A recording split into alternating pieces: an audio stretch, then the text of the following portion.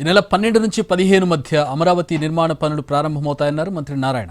త్వరలోనే ముహూర్తం ఖరారవుతుందని చెప్పారు. మొదటి దశలో 40,000 కోట్ల రూపాయల విలువైన పనులు చేస్తామని చెప్పారు.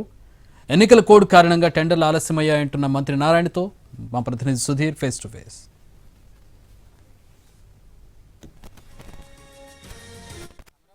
నుంచి ప్రారంభమవుతాయి. ప్రస్తుతం మున్సిపల్ శాఖ మంత్రి నారాయణ ఉన్నారు, ఆయనతో మాట్లాడడం. సార్, అమరావతి రాజధాని పనులు ఎప్పటి నుంచి ప్రారంభమవుతాయి?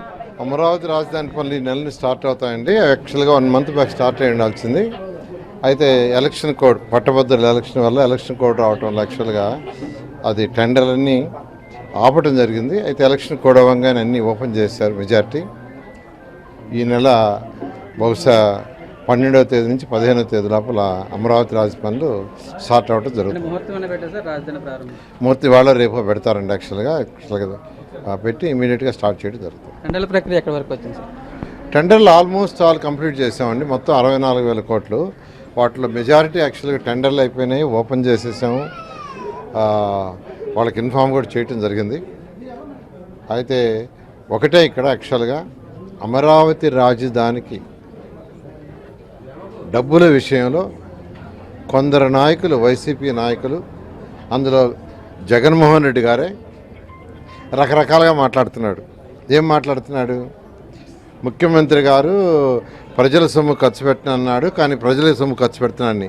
ఎవరు చెప్పారండి ప్రజల సొమ్ము ఖర్చు పెడుతున్నాను? అమరావతి రాజధానికి ఒక్క పైసా ఈ రాష్ట్రంలో ప్రజలు కట్టే ట్యాక్స్ నుంచి ఖర్చు పెట్టాం.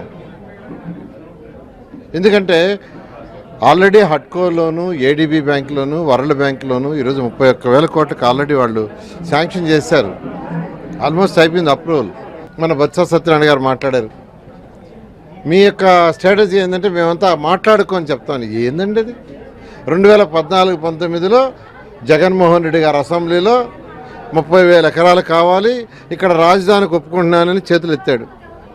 వాళ్ళ ప్రభుత్వం రాగానే 3 రాజధానులని 3 ముక్కలాటాడి 5 సంవత్సరాల రైతుల్ని నానా ఇబ్బందులు పెట్టాడు. రాష్ట్రానికి ఎక్కడ రాజధాని రాలా.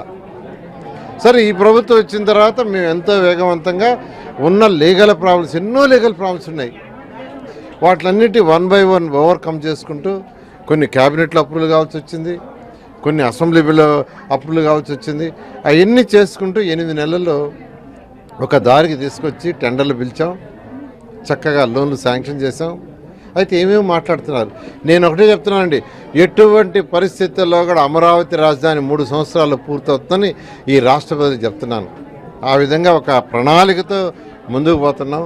కాబట్టి రాష్ట్ర ప్రజలందరికీ మరొకసారి చెప్పేది, ఇది సెల్ఫ్ సఫిషియెంట్ ప్రాజెక్ట్.